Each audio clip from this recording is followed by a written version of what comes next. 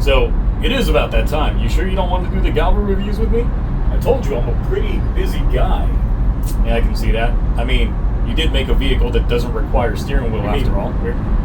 We're in Japan. You know what? I'll get you a gun.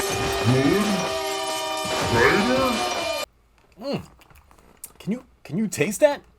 No, not the taste of gummies or junk food, but I'm talking about the taste of a brand new show.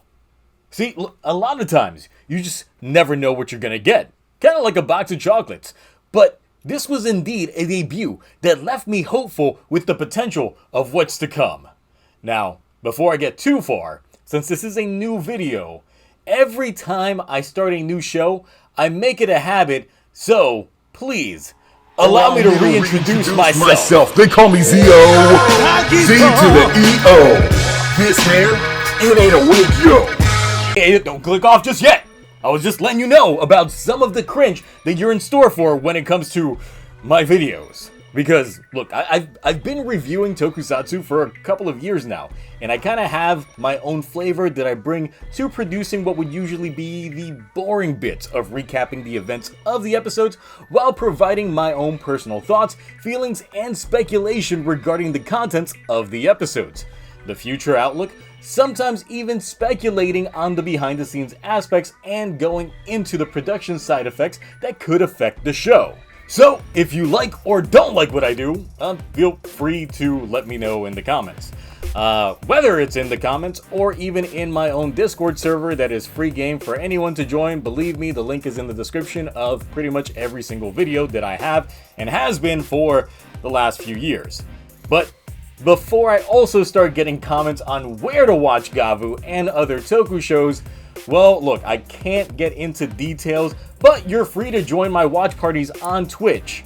So, enough about me, let's see how Gavv pulled out Episode 1. Escaping from an unknown base, our lead, Shoma, is seen traveling through gates through an MC Escher painting brought to life, and then out of a plane. Well, that was short. I guess he's dead. I guess this is Ghost all over again. Oh, no, he's not. Wait, this looks familiar.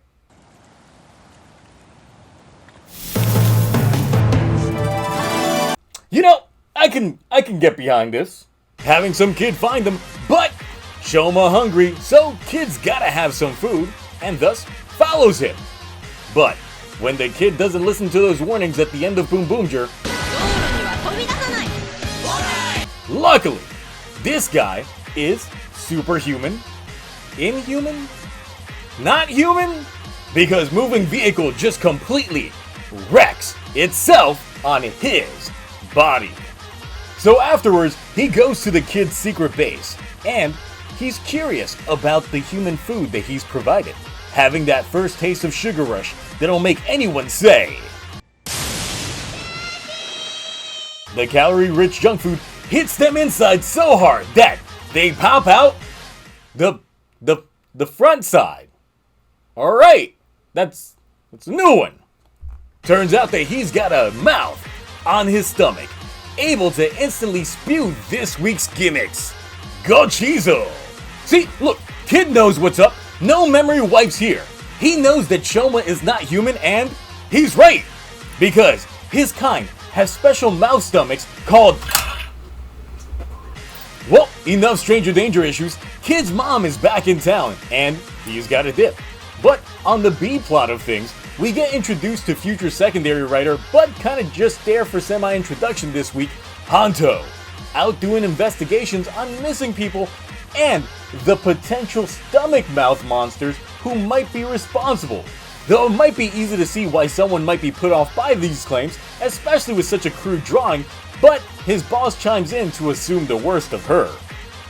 Meanwhile, we see a drug deal go down, the likes of which seem to be taking a page from Black Sun's book, trading in humans for... Jello?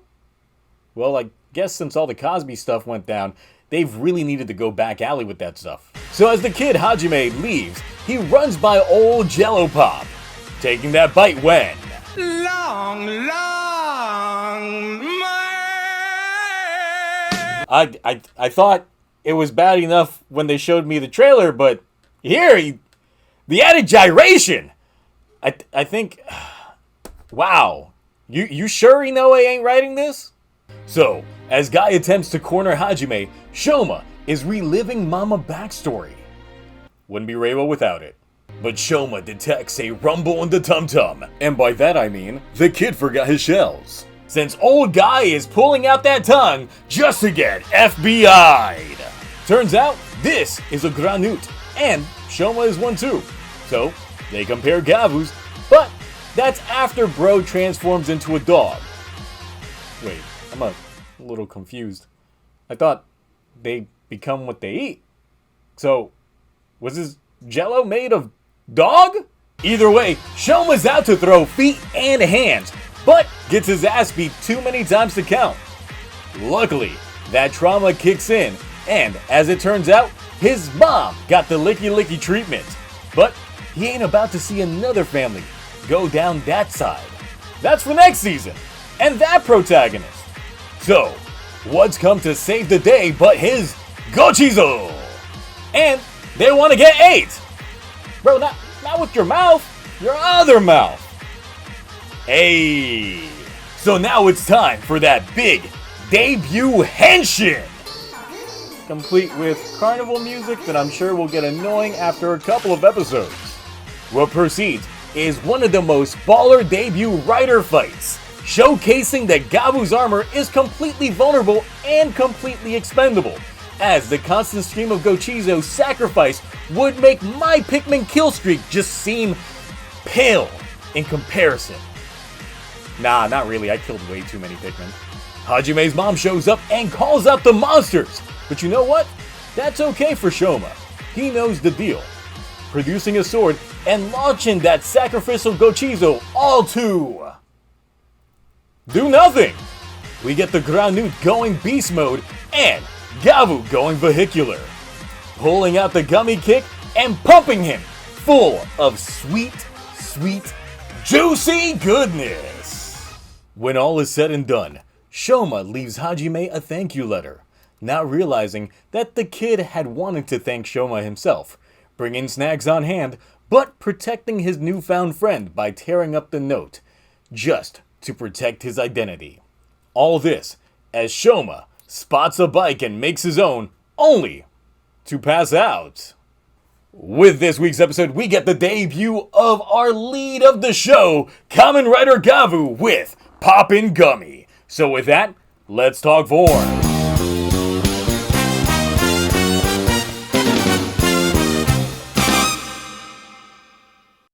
You know, this is a very odd suit in some angles. The face is actually very flat and awkward in some shots.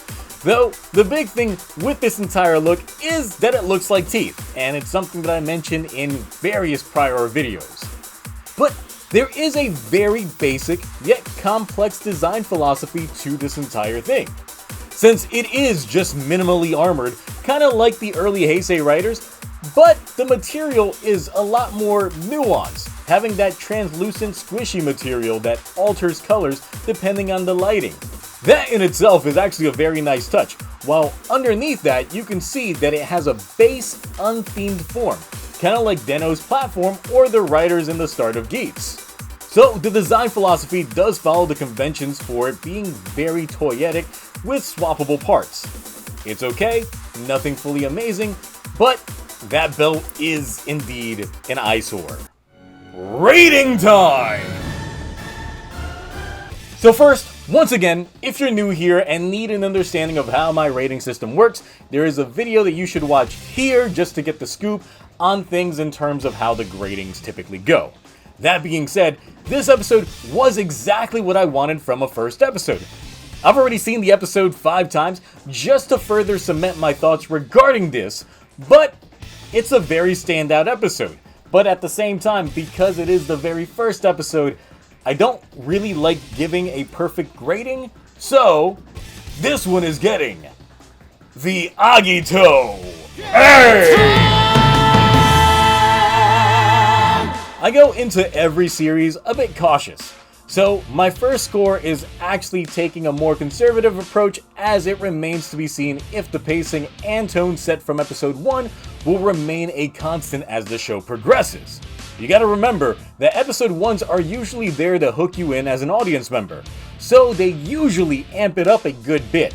This episode actually took the Boom Boomger approach and spent half of the episode dedicated to pure chaotic yet well choreographed, filmed, and timed presentation of action, going even more bombastic than Geats did 2 years before with its episode 1. The show did also manage to lay a lot of seeds, implied characterizations, and speculative fodder for us to keep engaged in these conversations. So let's look and see what the story presented so far and what we can infer from it. In typical Reiwo fashion, our lead protagonist has parental issues, this time with his mom, who is human, being converted into those glass items. Now, I don't know exactly if humans who are processed by a Granute eventually become dark confectionaries, but it's pretty easy to assume that Soylent Green is people. Within the minimal shots we have of Shoma's mom, we know that she got ate from what appears to be moments before the start of the episode, and that as a child, Shoma was told not to eat their family's dark confectionaries. This is where we start getting into the illusions that is very Amazons and Black Suns with a splash of Kiva, as there's something immoral about eating these dark confectionaries. And obviously, if it's people, then you know what's up. But then, there's also the fact that Shoma's mom is indeed human, but he himself identifies as Granute. And then there's the whole family portion of it, so not only is it confirmed that Shoma is a human, but it is implied that his Granute side has high authority, or at least comes from high standings. Now, early speculation can lead us to guess that Shoma is the half-sibling of the rest of the Stomach clan that we'll be introduced to next week, so I doubt that it would be a mystery that remains a mystery much longer. Which, due to this feeling so obvious, makes me hope that they thought of how to narratively make that work within the greater sequence of things. But also, if they do make the revelation early, then that actually would be great, because it would mean that they aren't taking us as an audience being dumb. Also, side note, I found out that Shoma's mom is actually played by Buster's wife from Saber. So, wouldn't it be funny if Buster played Shoma's dad? Anyway, currently Shoma does not have a purpose in this world, as he's still discovering what it's got, along with its yummy food. So, whether it becomes a tale of him appreciating the other half of his lineage while trying to change his in the process, wouldn't exactly be a foreign plot device for this franchise. But, as said, it really is too early to tell, but it's nice to know that we've got something simmering in the back burner. Though Hajime appears to be a one-off character for the sake of this episode, I do hope that he plays a reoccurring role in the future, as there's a charm to their interactions. Him being smart enough to piece together what Shoma was, but appreciating him enough by the end to consider him a friend. Now, that's actually some very top-tier execution for just one singular episode between these two characters. We also did get the introduction to Hanto, who will become Valen in the near future, but what we got here wasn't exactly what I was expecting. As per the press conference, he seemed like to be an established writer and someone that would be a mentor to Shoma, but here he seems to be very green and highly impressionable. So I'm not sure if it's just an act that he's putting on for his boss, or if his future mentor status would be the act. That is, if there even is an act to go with. He could just be very two-sided when it comes personality-wise. Now, here is the bad part of the episode. Technically, the Hanto stuff was a little bit underwhelming, but here's the part of the episode that I actually did dislike. I don't like the driver and its noises. Okay, that's really my biggest fault of this episode. Otherwise, let's talk about some more positives that we got here. That OST just be slapping. I've listened to these tracks multiple times within the context of the episode, especially the one that I had to slim down for the YouTube copyright claims back during the recap portion of things. It's a good mix of audio mixing here. The implementation of the gimmicks. This actually gave us a very good insight into how Gavvu's powers work and their limitations, showing how willingly expendable the Gochizos are. And I think This year, they did a really good job with the gimmicks by making them not overly intrusive, but not background ornaments either. And going the Pikmin route is actually a perfect way to go about it, as none of the Gochizo currently have a longer use than just the one. However, the production of each can also and will likely be used for potential ass pulls. But hey, since the show established how the Gochizo worked in this episode, the foundations are now set. Seriously, if you're going to have a show that's going to have a lot of ass pulls in the future, you might as well set the standard from the get-go. Shoma so far is actually a very likable character. He's got that naive pureness with some dark undertones, which is a really good balance to have, since everything going back to the beginning of the episode felt right for the franchise that checked the tropes and aspects from not just Reiwa, but all of Heisei and the Showa era seasons. Escaping from an evil organization? That's Showa, baby! Angsty backstory with simple base suit design? Early Heisei. More lighthearted start, but with some dark undertones with gimmicks galore? Gotta be Phase 2 Heisei. Family issues. That's all Reiwa. But overall, I'm actually really liking what we've got so far. And like I mentioned in the presser video, the fact that we know that this show has been in production much longer than the previous outings, and right now are likely filming episodes in their mid to late 20s, means that everything we get up to the halfway point will mostly be free from studio interference and minimal rewrites. Now, if we start seeing a dramatic shift in tone come the halfway point, then that's because of the reactions had during these early episodes. And listen, I like what we have now, so if the audience overseas is largely positive as well, then that too would bode well for the series going forward. And look, there are some concerns that I have with the storytelling the head writer has done before, but I also addressed that in that previous video.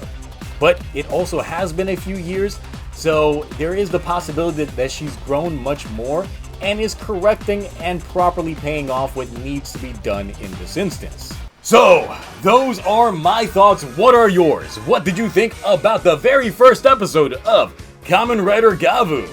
How did you like Shoma as a lead, the suit design, and the plot thread sewn here? Anyway, that's it for me. Here's hoping that the show maintains quality so I can keep coming at y'all with weekly content. Until then, bye.